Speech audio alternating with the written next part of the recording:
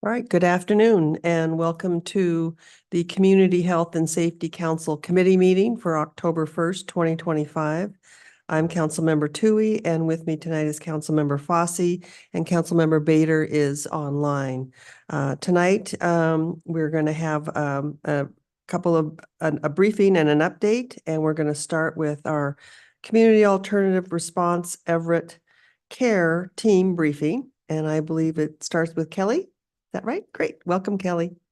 I'm just going to start real quick to remind you that Kelly started as one of our social workers in our community outreach and enforcement team and has been with us for the last several years, growing this team into really an amazing now third response to public safety. So super happy to have her here today and share with you the good work that she's been building alongside of our teams.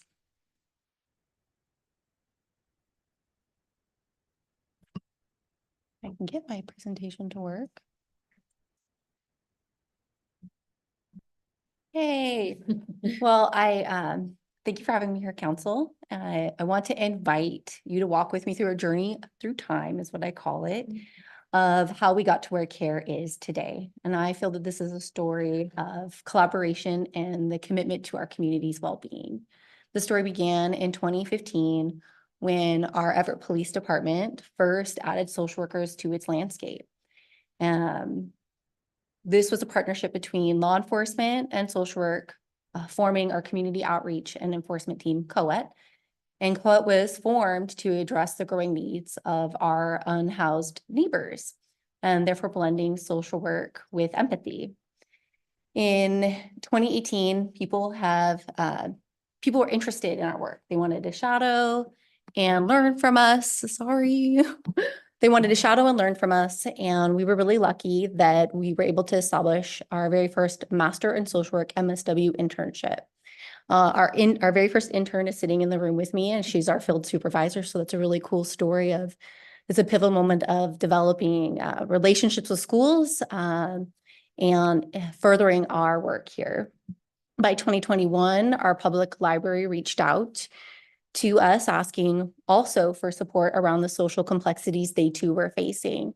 And that began a pivotal moment for us to partner with the University of Washington and the city of Everett to place an MSW intern in our public library.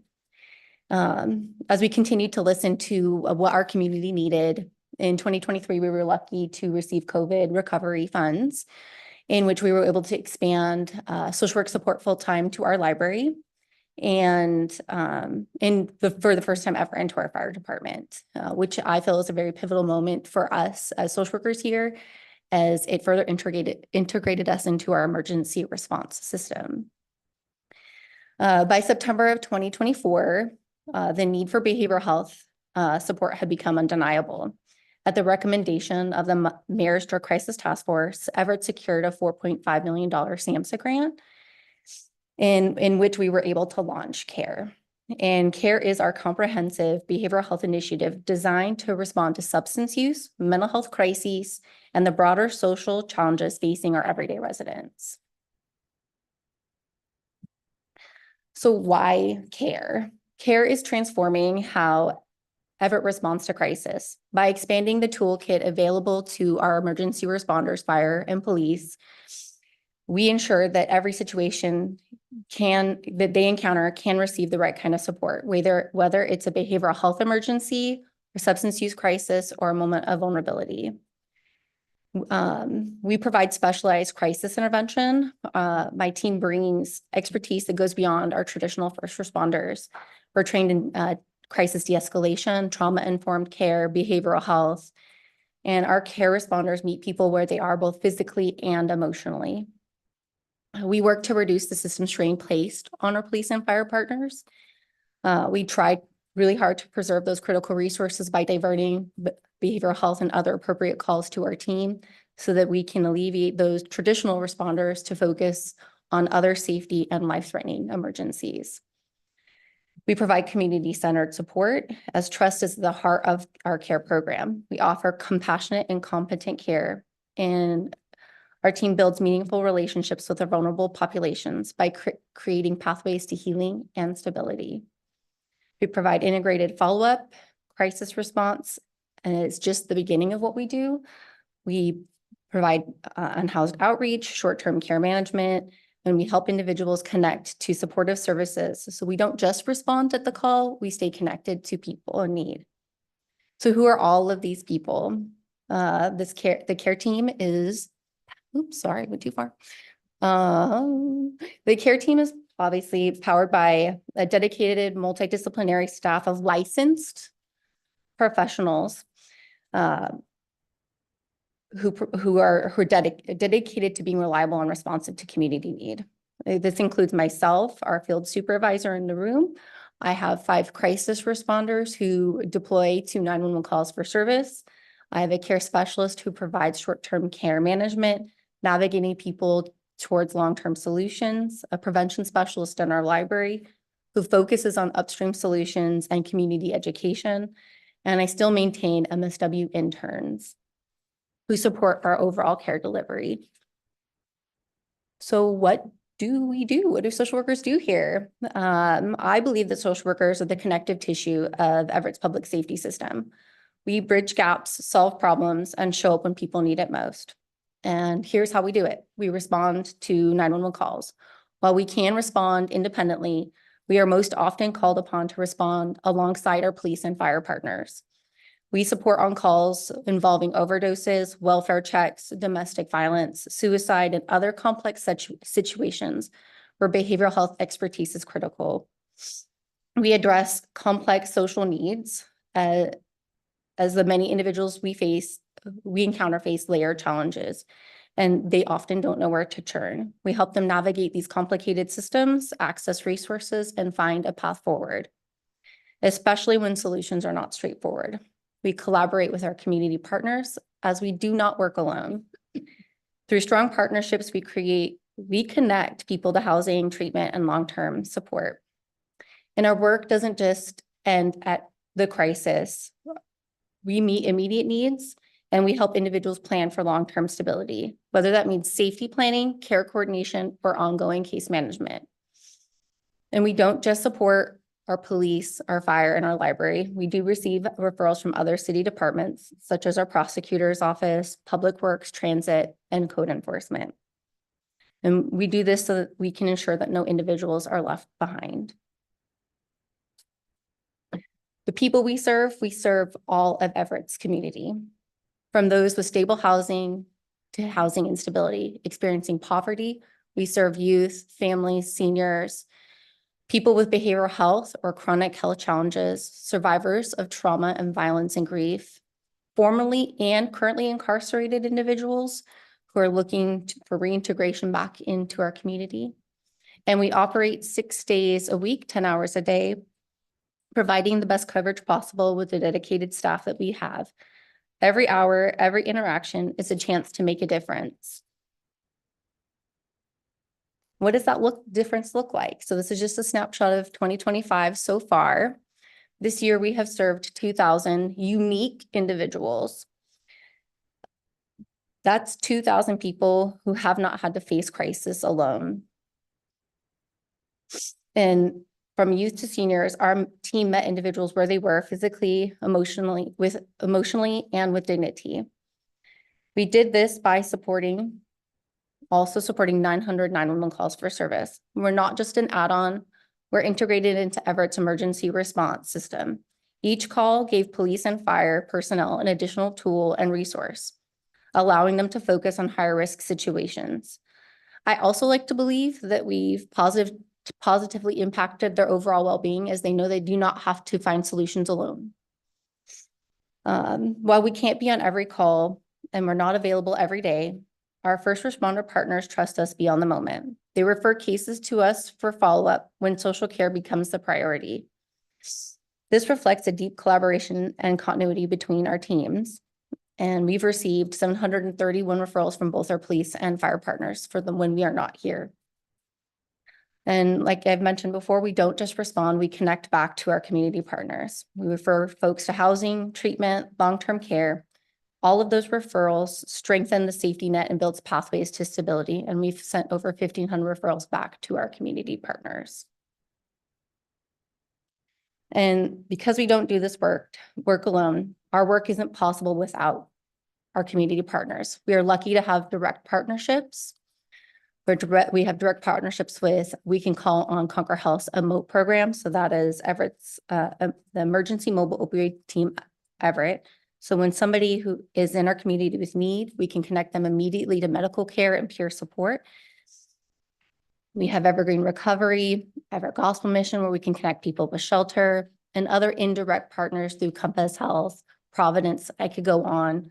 Without these people and these providers, the backbone and the safety network, we couldn't do our work well.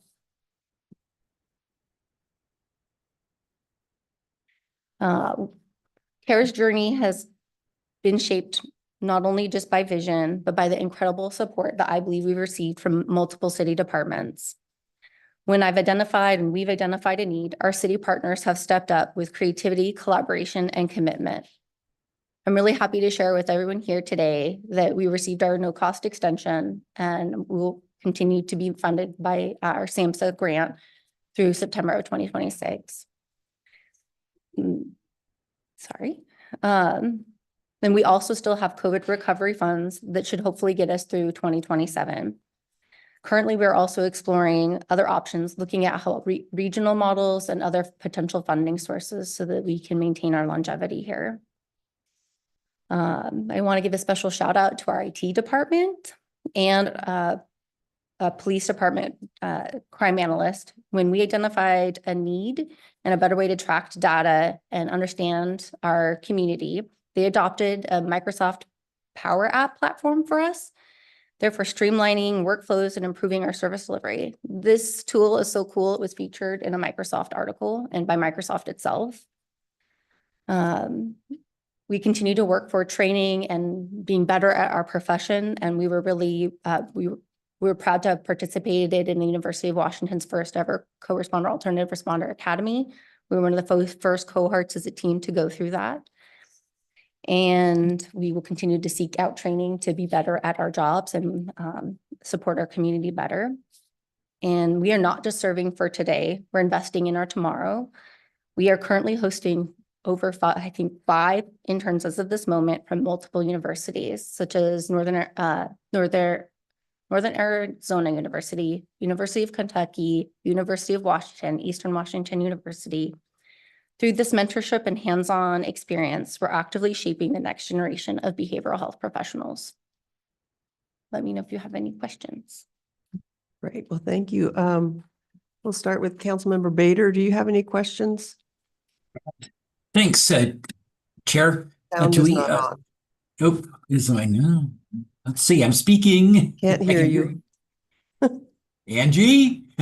We can't hear you, Councilmember Bader.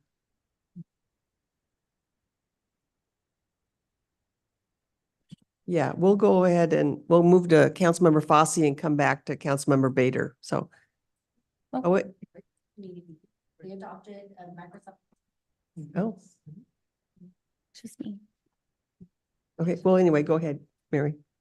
Thank you. Oh, while they're trying to adjust that, I was wondering if I could ask about particular areas, like the buffer zones, what success you've seen with that and how much activity do you usually encounter and go out to? We've just had a lot of public commenters come and speak about some particular areas of buffer zones where there's been some challenges. And I was wondering if you had any sort of updates or information regarding that.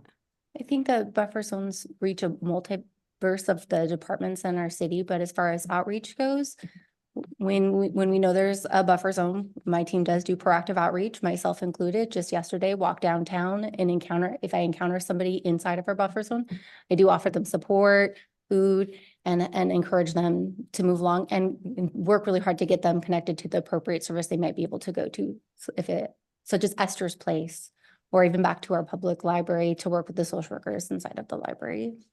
As far as success, I'm not sure exactly what that would look like, other than success is just connection.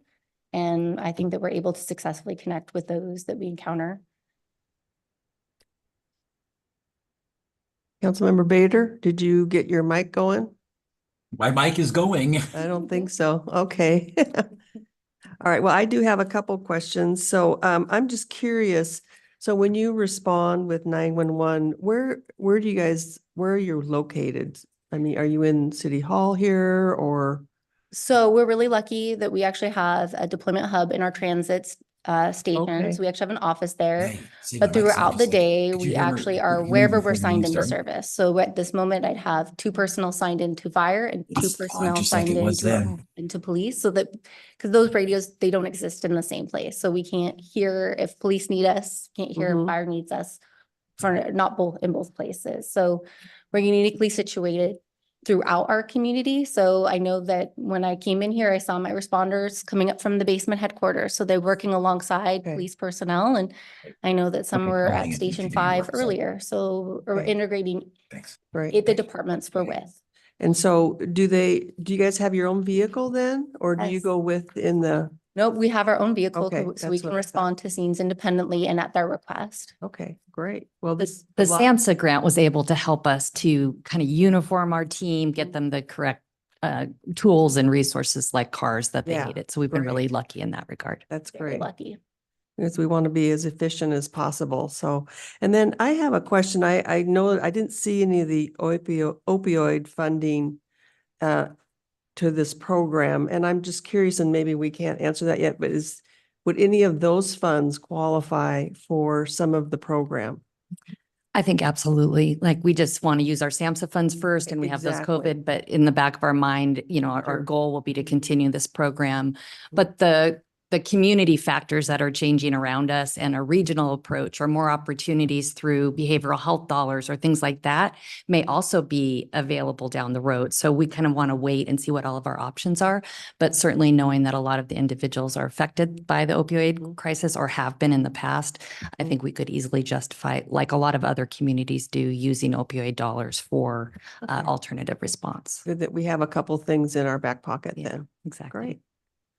Okay, I don't have any other questions. Trying one I more really time. Appreciate the hard work you all do. Mhm. It's really important for our community. So thank you so much. Trying one more time.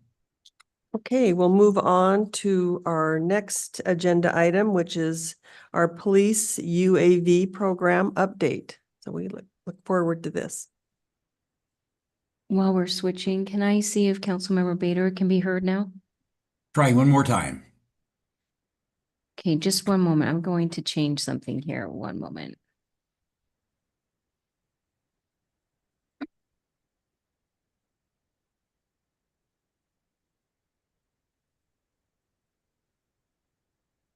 Can you say something now? Okay, I'm trying again. No.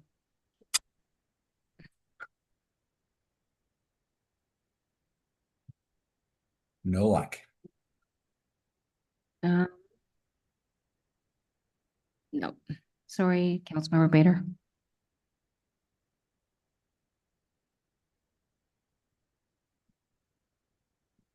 Perfect. Thank you. We're here this afternoon, Lieutenant Jeff Albright and myself, Robert Getz with the Police Department, to give an update on our drone as first responder program. The timing of this couldn't be any better. I'm excited to tell everyone today, or give you everyone today, a little bit of an update on our installation progress, where we've gone in the last 6 months. But before I do that, I want to give a little information about the progress we've made in growing our program even before it's been installed. You may be aware that when we initially came to the committee, we were going to have two drone docks, one north and one south in our city. And that was a great opportunity, but it didn't cover our entire city, didn't provide the service to our entire population.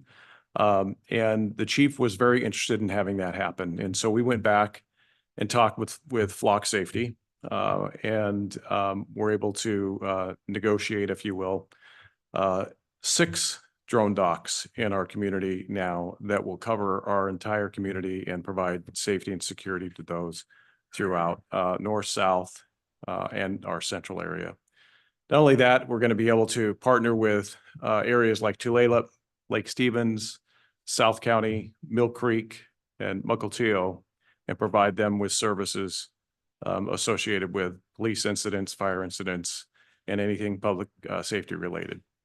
So with that said, Let's talk a little bit about the update in installation. Last week, we received our first 2 drone docks and had them installed on top of the South Precinct. Today, we had our first flights as part of our training process. Our train-the-trainer pilots, our most experienced current drone pilots, were trained today on this system. Matter of fact, they're currently flying in a training status as we speak. And we hope by the end of next week that we are starting to respond to actual 911 calls. So that's 2 docks. What we're going to have 6 when all is said and done. We have anticipated an additional 2 docks to be delivered by the end of October. Those 2 will be installed on top of EMB. We hope to have those flying by the middle of November. And then the final 2 docks they're going to be located in the central area of our town.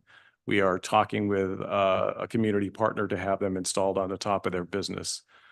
There are still some feasibility studies that have to be done with that. We need to ensure that the antenna systems that need to be in place to be able to deploy the drones out to the extent that we want them to be deployed is feasible in the location in our central area. And so we'll have further updates as we go along, but we hope to have all 6 docks up and flying by mid to late November, which is going to be great. Pilot training, I just talked about that. We have a number of identified officers who have shown a lot of interest in becoming drone or DFR pilots. As you may be aware, we currently have a drone program in place with several trained pilots already flying drones out of the trunk of our cars. This training is a little different. It's actually, and Jeff can speak to this a little better than I can. It's a little easier to fly these drones than the ones that are come out of the trunk. So what we're doing first is we're training our trainer pilots today and tomorrow. And as we move forward, Lieutenant Albright will arrange training for the remaining cadre of pilots that will ensure us the ability to fly 24/7 if need be. We're also working with the FAA on some airspace waiver issues. As you all know, we're right next to Payne Field. That means airplanes and drones don't mix terribly well. And so we want to make sure that we have all of our coordination agreements in place that are going to allow us to be more effective in the south sector of our city. It'll allow us to fly at an altitude that wouldn't typically be allowed for drone flight.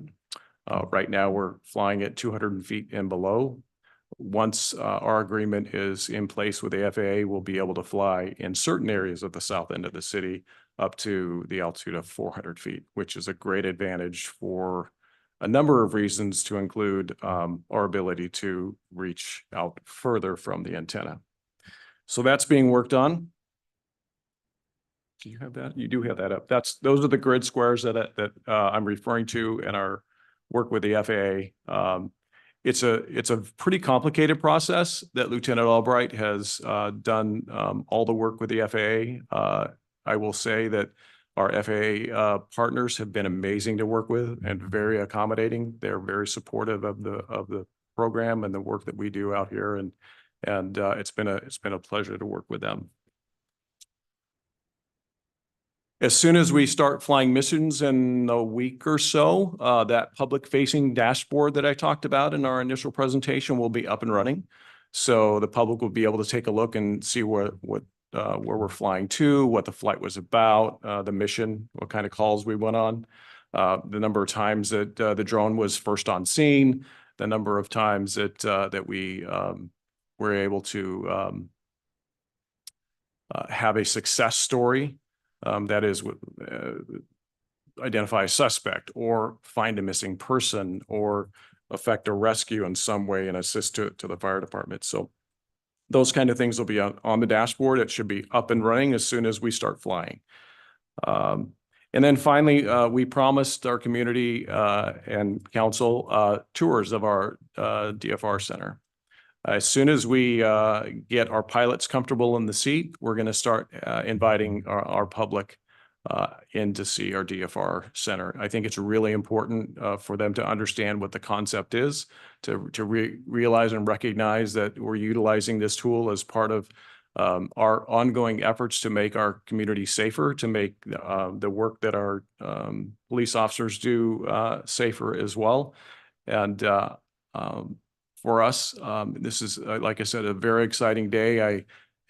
It's difficult for me to turn my head away from my monitor that has all of the training flights on it because of the amazing work that I see our pilots doing, and flock safety's been amazing to work with as well. So I'll take any questions that you might have. Technical questions, I'm going to ask Jeff to respond to because he is the expert. But we'll take any questions. Member Fosse? Thank you. It's nice to have tools to kind of extend the good work that our local PD does, because you can't always be everywhere at once. The pilots, are they remote or are they near the docking stations? Where are they? This picture that you see on the screen that's at our South Precinct, that is where all of most of our drone operations will occur from. From that location, the drone operators can fly any of our 6 docks. Wow. That said, if we have a need, let's say we have a very active day and we have a need for additional pilots to staff additional drones, let's say we need 3 drones up at one time, might happen. We can have certified pilots log in from this building and fly the drone from this building if we need that. It's very flexible. Wow. Okay. So that shows my level of understanding how drones work. Yeah. I assume that there's video and other data that's being collected by these drones. What is your process for that? And what system do you go through? Do you have like a retention? Who is that shared with? How much of it is public? And So you're probably familiar with our body worn camera Mhm. video. It's essentially, without going into a ton of the detail, it's essentially the same. So we will retain video that's used as evidence as long as we need to as evidence. Any other video, it'll be retained just like body worn camera video for up to 90 days, and then it will be deleted.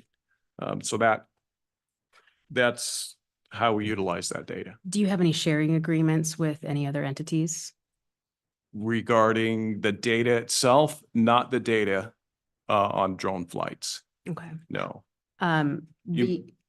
Sorry. no, go ahead. I was wondering because you talked about the FAA agreement. What does that look like? Is that like a contract? Is it a standard thing that they have? It's a letter of agreement essentially, and it's just for the use of the airspace. It's really important for us to maintain safety between us and the flying public, if you will. And so the agreement essentially says, okay, in this area, you can fly up to 400 feet.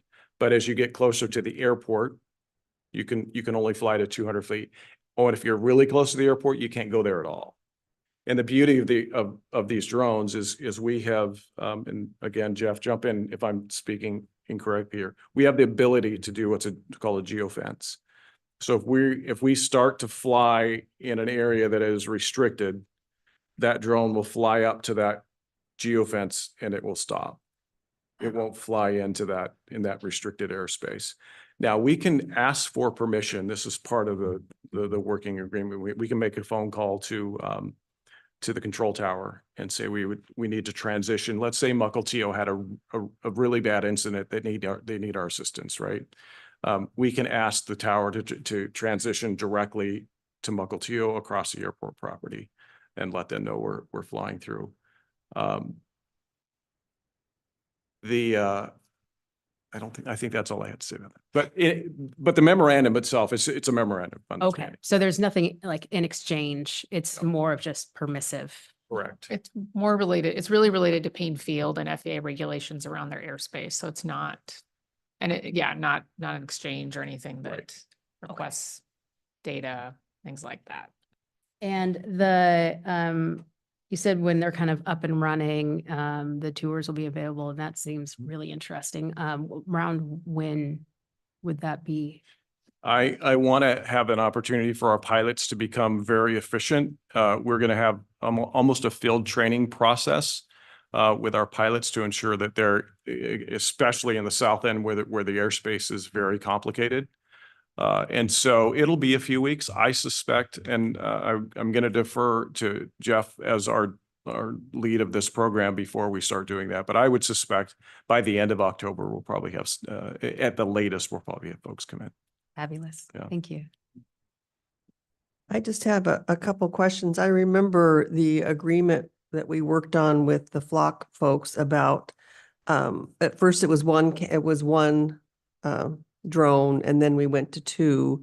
So what did that do to the overall budget, or what kind of a deal did they give us on this? It didn't change the budget at all. Everything remained the same. The costs are still the same.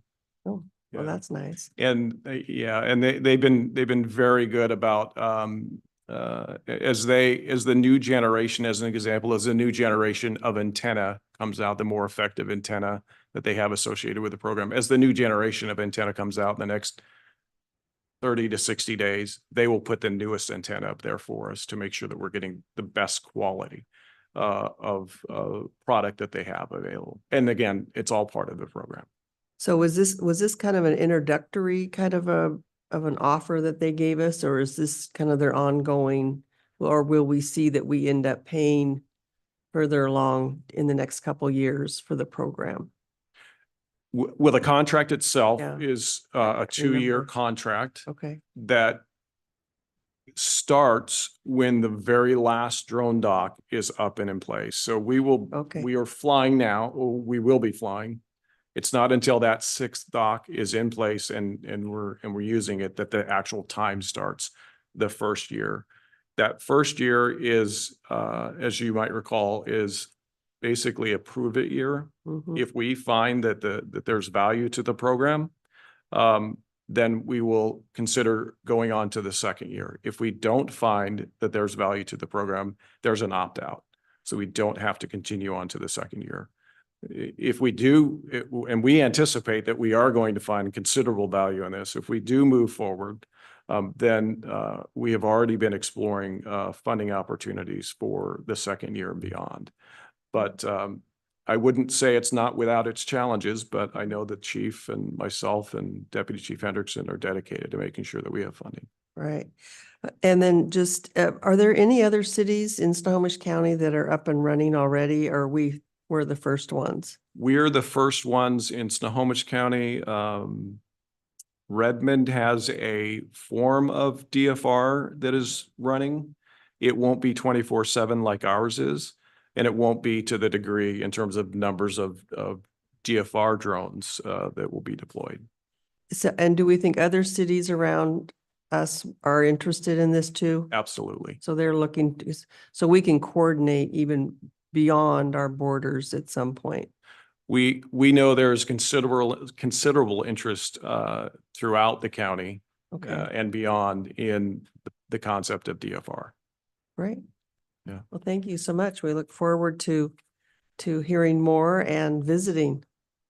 Welcome. Great. We look forward to it. We're excited about the program, and I've got to give a lot of credit to Lieutenant Albright, who has really stewarded this program along from both the technical standpoint and the training. So Well, thank you both very much. Appreciate it. Councilmember Bader, did you want to try anything? No, thumbs up. Okay. All right. Well, that's it for today. Thank you all so much.